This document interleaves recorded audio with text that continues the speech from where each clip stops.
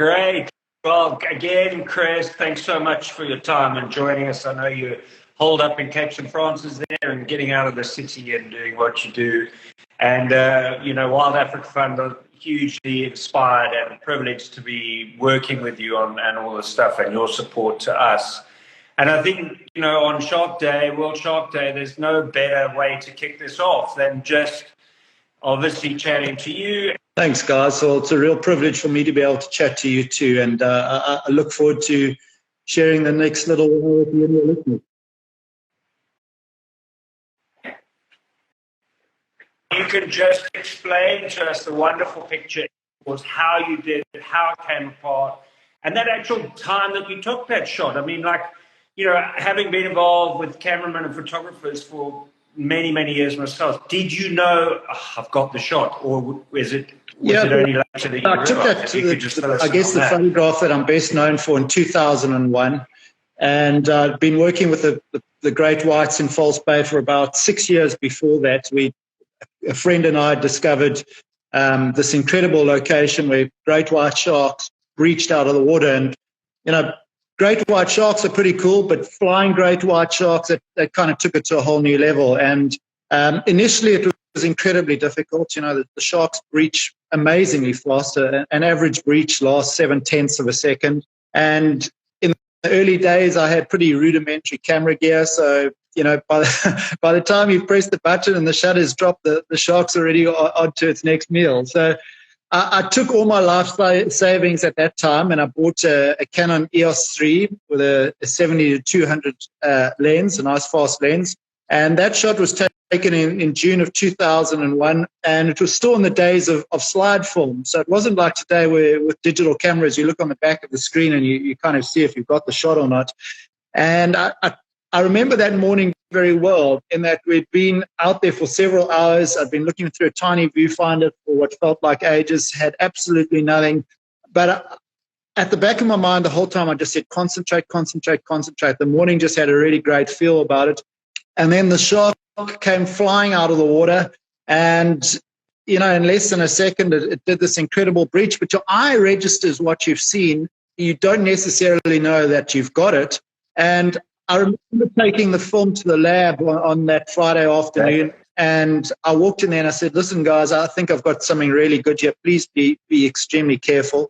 And I had to wait the whole weekend not knowing whether I'd got the shot of a lifetime or not. And then on the Monday morning, I walked into the lab and everybody was clapping. So I knew there had to be something reasonable there. And I remember in those days, we used to go through and used to look through the slides or the loop. And I looked at the first shot in the sequence, and it was soft. It was completely blurred. And I thought, well, that's a really great artistic image, but it's not exactly what I'm after. And then the second frame in sequence was crisp and super sharp, and it was this incredible shot of 4 meter, 1,000 kilogram plus great white coming flying towards the lens, mouth open. And it really, that shot kick-started my career, and I spent the next 20 odd years trying to take a shot that equaled that, and I never could. So that shot really stood the test of time for me, and it did extremely well, and it epitomized what those animals are really capable of when they're in full hunting mode. But the reality is that for 99.9% of their lives, they're all about conserving energy. They're not malicious, mindless killing machines, and they're incredibly beautiful animals filled with huge amounts of personality. And that's been the greatest privilege of getting to know those sharks as individuals.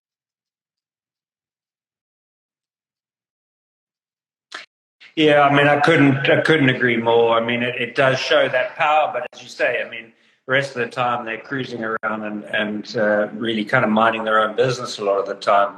And I mean, I think for a lot of our viewers and listeners, I mean, it's almost unfathomable for them to think about this, about the film process, and that that you didn't know for 2 or 3 days. I think it adds a huge amount of drama to a shot that's obviously stood the test of time, and that's amazing. And thanks for sharing that with us. And then just also going forward on that breach and the other breaches, were you dragging dummy seals behind the boat all of the time? I mean, how? Yeah, so there were a couple of different ways that we used to get the shots. Obviously, working with decoys, we did quite a lot of that in the early years. We were doing shape discrimination studies, trying to learn how these sharks hunted, where and when, and the different techniques they used. And you would tow a soft seal-shaped decoy behind the boat, roughly 20 meters or so. And some days you'd see 2 or 3 breaches, and then you could go a week without seeing another one. But what Monique and I and our Apex team really focused on was natural hunting behavior. It's what Seal Island became more famous for than any other location in the world, where great white sharks were naturally hunting seals. So that really involved getting to know the area extremely well, getting to know the animals really well, being amazingly respectful to both predator and prey, because ultimately, you didn't want to influence the outcome of a natural predatory event in the favor of the predator or for the prey. So we developed techniques that allowed us to get relatively close to the animals without impacting on them. And we used to quite often follow groups of seals or follow incoming seals at a respectful distance.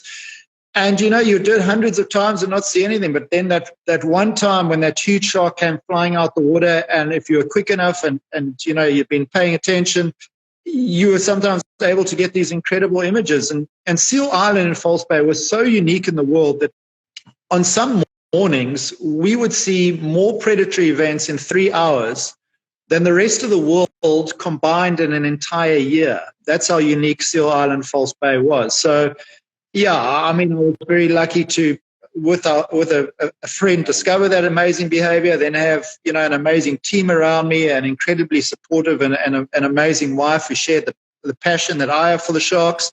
But above all, just to be out there every single day.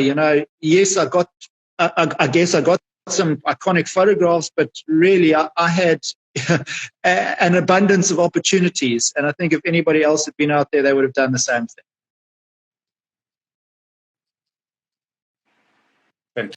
Fantastic. Yeah, Linus, do you want to jump in? I know you've got a heap to ask Chris. Only recently become a huge fan because I've kind of heard about Chris before, but then spent a lot of time doing a lot of research and reading about you. And I'm almost ashamed to say, how come I didn't know so much about you and all the work you've done? But I guess my first question would be, everybody talks about that famous photograph more than 2 decades ago, but I'm really curious, how did you get into wildlife photography? So I was one of those lucky kids who had a set of parents who enjoyed going to the bush.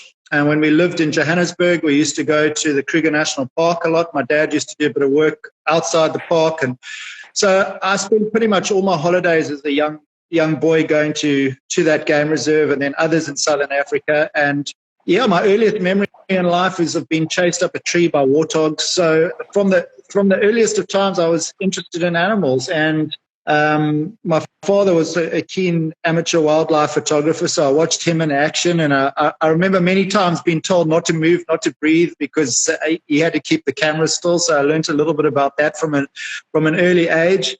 And I think the most important thing is I developed a tremendous love of animals from the exposure I was lucky enough to have to them, and that carried on throughout my life. And then when I was 13, my parents moved to Cape Town, and I developed a huge interest in the sea, and I've always been fascinated by predators. And I started a program when I was at school, when I was supposed to be at school, I started a program with local fishermen who at the time were killing a lot of sharks. And they allowed me to tag them instead of them killing them in their nets. And on a lovely February day in 1991, we caught a little great white shark in the nets off Muizenberg Beach. And I tagged the shark and I took the information to the only group working with them at the time. And they said, did I want to join them as a volunteer? And of course, a young guy in his very early 20s, the chance to get out on a boat and go see these mythical creatures for yourself. Who's going to say no to that? And so that started a career of 4 years working as a volunteer with them, where we were working at a place called Dyer Island of Pansby and another place called Straysby. And in those years, there was nobody there. So it was all pioneering stuff, and it was just magical. And that's where I got exposure to wildlife from. Right. I have one quick question before I pass it on to Guy, but that would be predators and sharks especially. Like, I mean, the very common conception people have about them is that they're very dangerous. But I've seen also like marine biologists say we should respect, not fear them. And so I was wondering, what are some of the misconceptions about great white sharks that are out there that you need? I mean, one really big lesson or like misconception out there that you want to correct today? Well, I think the first and foremost one that sadly I've learned through 30 years of working with them is that there are very few left. So people think that they're, sharks swimming around everywhere. The truth is that there are very few left. And, I'm sure we'll chat about what's happened in South Africa. But being an apex predator at the top of the food chain, to start with, there are never a lot of those animals, whether it's a lion, whether it's a tiger, whether it's a great white, whether it's a harpy eagle, whatever the case may be, at the top of the food chain, there are not many of them. And when those animals face significant pressures, primarily from humans, their numbers very quickly are depleted. And I think another misconception people may have is that one shark, one great white is like the next one, but that's not true at all. They have incredibly unique personalities. So, just like if you were to sit in a room with a whole group of people, you'd get some people that are really shy, some are a little bit goofy, some are a bit more aggressive than others. There's some that you don't really understand what they're all about. And it's exactly the same with the great whites. And, that was one of the really fascinating things is getting to know the personalities of individual animals, seeing them come back, year after year, watching them grow, watching them become adults. And it was incredibly satisfying, when I would call them friends, when these huge super sharks would come back every year, and you'd know, well, there's Rasta, or there's Cuz, or there's black, white, black. And getting to know them as individual animals and getting to know a little bit about their personality was simply wonderful. Great. That's a lot of lessons for me as well. That's so, I mean, also, it's so cool, Chris. I've also had the privilege, obviously, of diving with them for many years, but I think that's the first time I've ever heard anyone describe before me to great white as goofy. So, I think that's a first for some of our viewers. They won't ever have thought that, but that's beautiful. Just going back to the photography side of things, a lot of your work, or most of your work, is black and white, and for me, I absolutely love it, and I think it's powerful. But why have you gone that route? Great, white I've seen you do with sailfish and other sharks in the water with other fish and, predating and stuff. The black and white you stick to? Yeah, I really believe black and white is timeless. And in many ways, it's a reflection of these animals' history. A lot of the animals we've lost. So it's almost a chronology of where we are today with many of them. I focus on iconic species, and I think black and white is timeless. Sadly, we've lost a lot of them, but the black and white, I think, captures them in a way that, it's there forever. I love the fact that black and white is, especially from a fine art point of view, you can hang it in any room. Those two colors go with pretty much anything. It's classy. I love the feel of it. It gives a lot more depth to an image. So there are quite a few different characteristics that I think black and white lend themselves towards. Nowadays I specifically look for backgrounds and subject matter that lends itself towards black and white photography. So, usually relatively bland backgrounds. I like to bring in a lot of harsh characteristics to my work, so I shoot into the light a lot. I like elements like dust. I like chop on the ocean, stuff that adds drama. And I think black and white really, captures those emotions extremely well.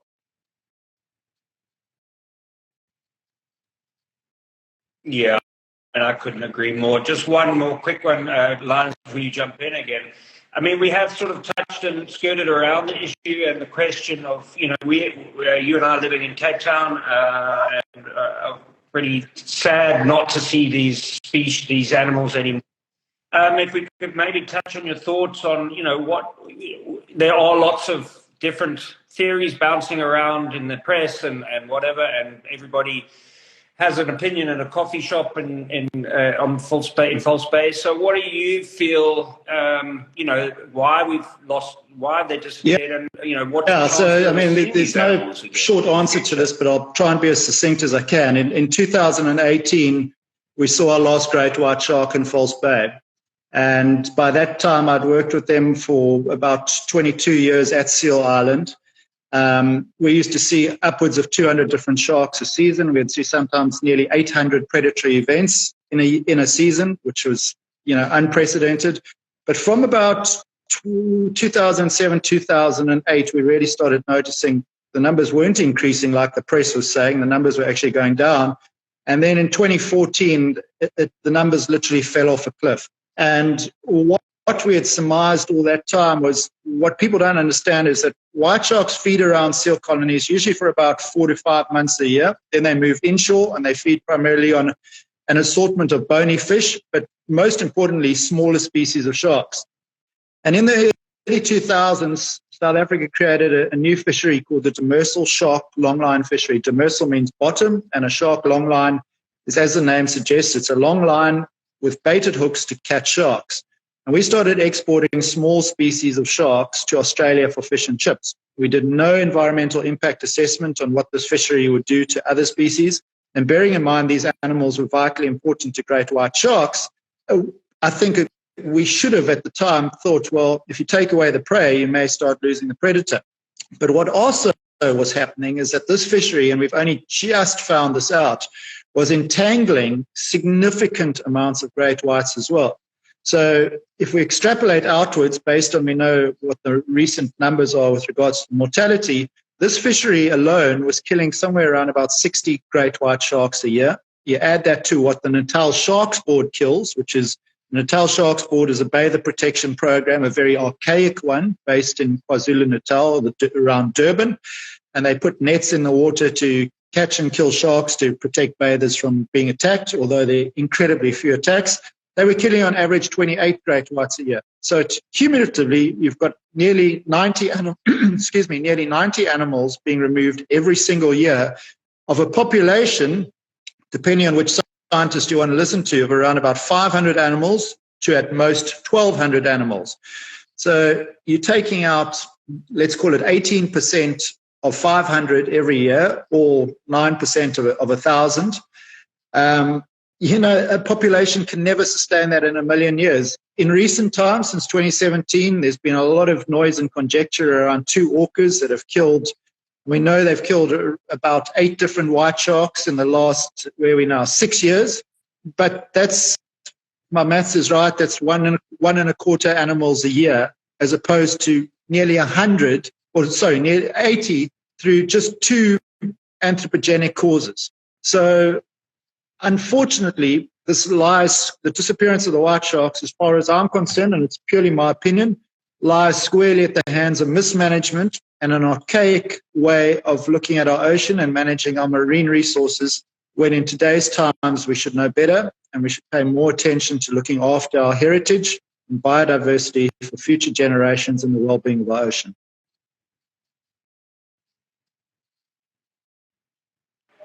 Yeah, thank you. Linus?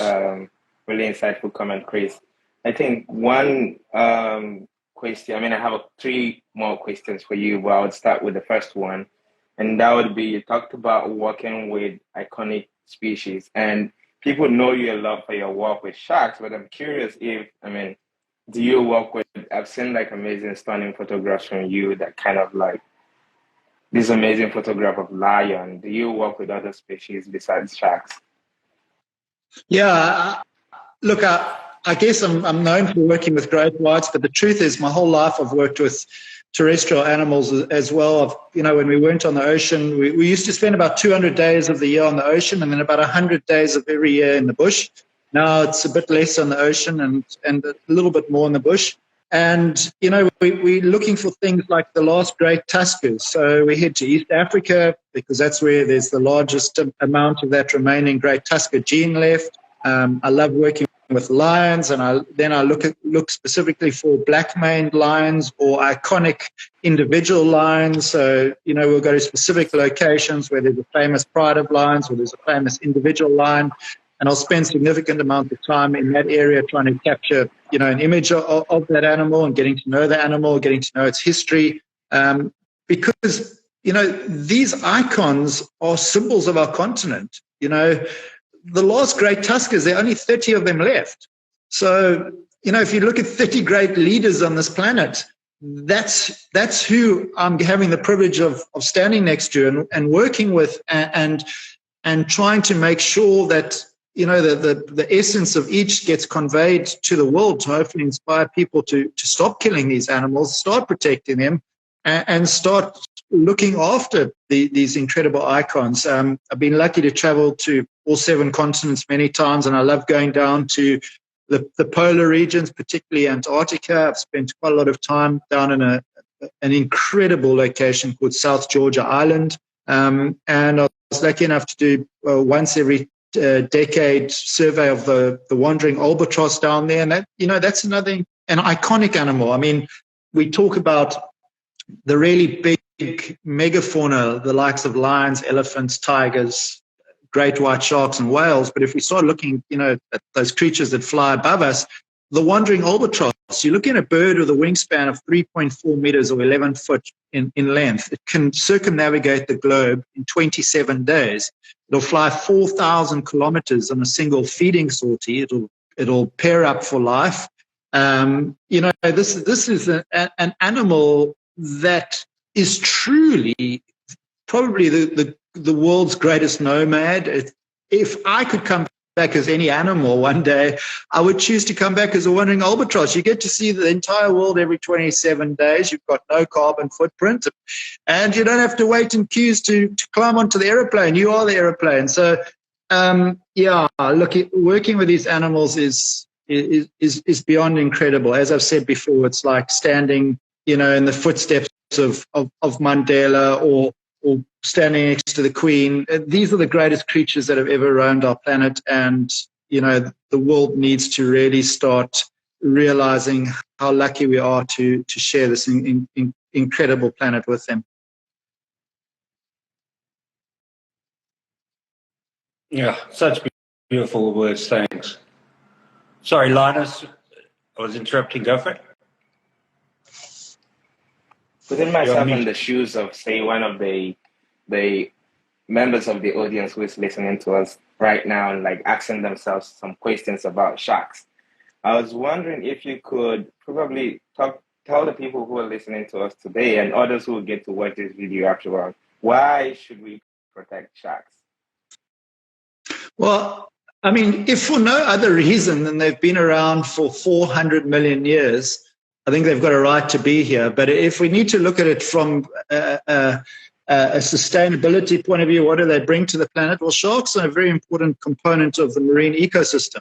They not only are important by the fact that they control things by, actually consuming things, but by their mere predatory presence. So there have been many studies done that have shown that, a shark has a deterrent value in terms of keeping certain fish out of an area that in turn prevent overgrazing of algae. The mere presence of a shark, it's pretty much like having a policeman on the block. You're less likely to go and break into a car or throw a stone through a window if there's a policeman there. The sharks have got an incredibly important ecological role. Like I say, they've been around for 400 million years. And from my point of view, once you get to know these animals, they just become more and more remarkable all the time. There are 500 plus different species of sharks. Each one is a master of its own niche. And I truly believe they have every bit as much right to share this planet with us as any other creature, and as much right as we do to be here. So maybe I'm a bit biased and jaded in the way I look at sharks, but I guess having had that incredible exposure to them, I look up to them tremendously. And I really believe that we need to understand that they play a pivotal role in our ocean's balance. And considering an incredible amount of the air that we breathe comes from the ocean, and it's got an incredibly important role in terms of maintaining global temperatures. I think maintaining the balance of the ocean is something that's pivotal, if not for just those reasons alone. Great. Yeah, 100%. I've just got two more. We don't want to keep you too long. I know you're out there in some fun, but I've got two more. One, a slightly serious question, one a bit more lighthearted. I mean, what are your feelings about the future of the ocean? I mean, we're talking about sharks, but are you positive? You know, we've just had the signing of the Beyond Borders Ocean Treaty this year. People obviously are very outspoken. We have a lot of outspoken youth, which I think is fantastic. People are much more engaged than possibly they were when you and I were their age. I mean, but are you positive about the future of our oceans? I know that there's a huge, challenge, but do you think that there's a lot of things going in the right way? I'm really positive about the next generation. I'm really negative about our generation. And unfortunately, our generation is currently the one that governs the oceans around the world. So if I was part of the upcoming generation, I would be, to be quite honest, very pissed off with what's going on, particularly in South Africa. We have pretty much zero law enforcement on our oceans. We have rampant poaching and overfishing. And the example of the great white sharks and what's happened to it is a classic example of how we say we're doing one thing with regards to conserving them, bearing in mind South Africa was the first country in the world to protect the great white in 1991, yet the reality is we're about to become the first country in the world where we had a large population of these sharks to go extinct. And this has happened in just the last 2 and a bit decades. So the young generation understands the importance of protecting biodiversity, understands the importance of sustainability, but the reality is I still believe that capitalist greed is governing the way we govern this world. And until we learn that if we don't address things like climate change right now, it doesn't help how much money you're going to have in the bank, because ultimately I think we're all going to perish. So my short answer is I believe the future generation, if they can stand up, make enough noise and start effecting change, yes, there is a bright future. But if we stay on the current course where it's all talk and no walk, I think there are dire consequences for us in the very near term. Yeah, 100%. Fantastic. And I'm just one final question from me, and then maybe Linus can wrap us up. But I'm sure there's a lot of young aspiring photographers who've looked at your work, and and a lot of people these days obviously don't have, well, like you didn't have the funds to invest in equipment. We've got wonderful phones that can do a hell of a lot of, you can take some fantastic imagery and really high resolution stuff. What if somebody is an aspiring photographer, whether it be, for underwater or on the water, or even in the bush, or even in an urban environment, if you could give a sort of a pointer and some kind of aspiring message to them, what would you say? I think the most important thing is to actually enjoy what you do.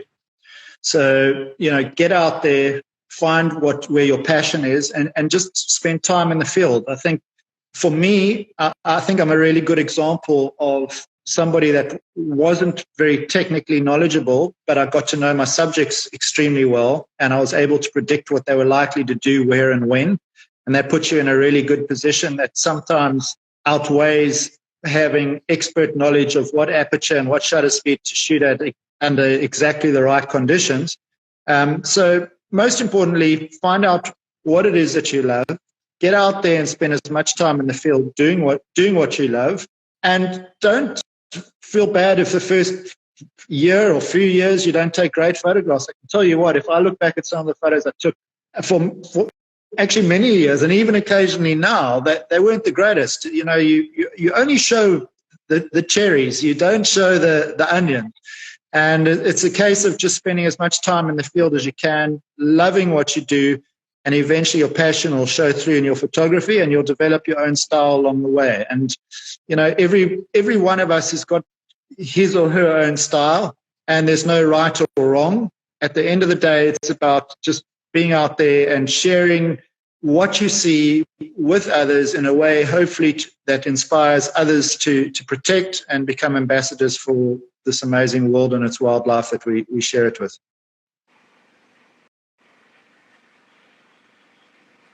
Yeah, thanks, Chris, and thanks for your inspiring imagery and the work that you do. Thanks. And thanks, Chris, for that. I wrap up. I found that really useful myself as well, listening to you. And I have two more questions and would wrap up. My question is, what would you say to someone who is asking, how does wildlife photography and the kind of work you do help with conservation?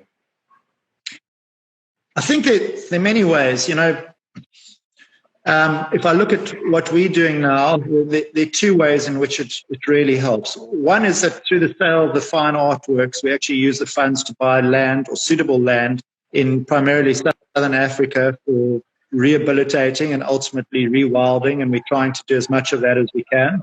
So I need to sell more photographs. But I think more importantly and most importantly is that we are the eyes for those that can't necessarily do what we do.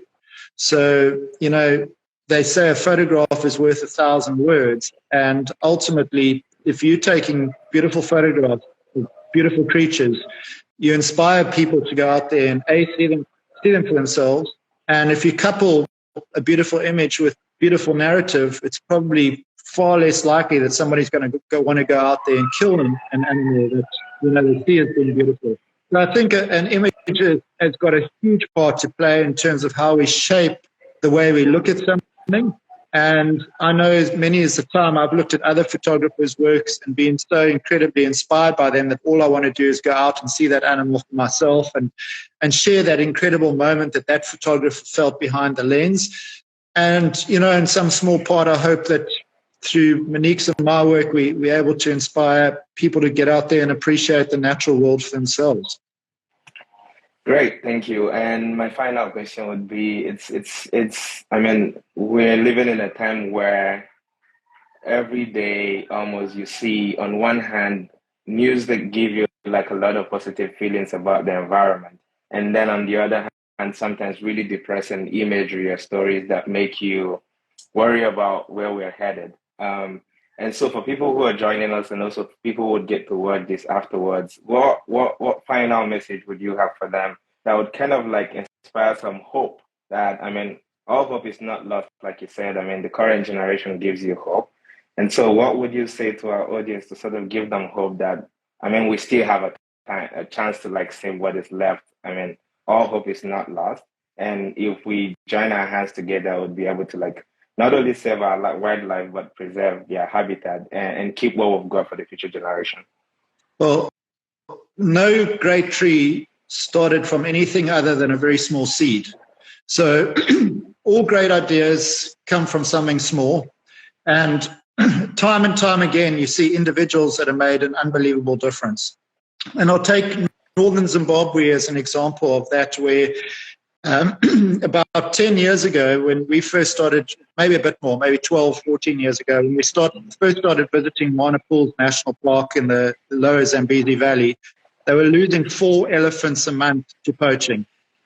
Through the dedicated efforts of just a few individuals in that area, and bearing in mind, we all know the political turmoils that Zimbabwe has gone through. They were under-resourced. There was very little money. It was a place that was fraught with challenges. These individuals started scraping together the little money they had. They started raising funds. They started putting boots on ranges to start doing patrols. They started teaching people in neighboring communities the benefits of conserving wildlife. They started bringing them into the national parks. And by 2019, they'd gone from losing significant amounts of animals a decade before to losing not one in 2019 and again in 2020.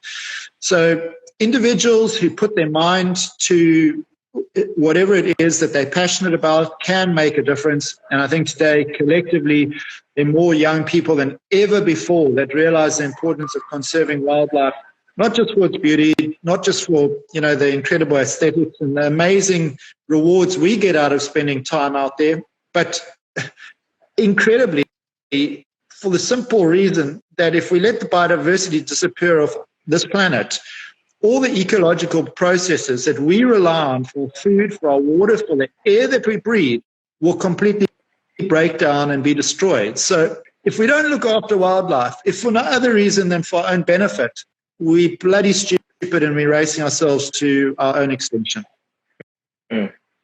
Yeah, I mean, thanks a lot for those really poignant, very insightful words. Really, really appreciate your time. And for all of those who have joined us, we've been speaking with Chris Fallows. He's an expert on great white sharks and has done a lot of amazing photography. Thank you so much, Chris, for joining us. And with me also here is Guy. And just to remind you, I mean, you can continue to follow our work on Instagram and also follow Chris as well on Chris Fallows Photography. We really do appreciate your time, Chris. Thank you for all of what you shared with us in the last 30 minutes. And for all of those who found time to join us, we really do appreciate your time. And have a great day, everyone. Thank you so much. Thank you, guys. And thank you for the amazing work that you guys are doing. What you guys are doing is truly inspirational. I know how much hard work goes into what you're doing. I know the tremendous projects you've got going. And, you know, on behalf of many other wildlife photographers, I'd like to thank you guys for giving us the opportunity to go out and do what we love. And yeah, it's a round circle, and we all need to do our little bit to make sure that it's a better picture at the end of the day. So thank you guys.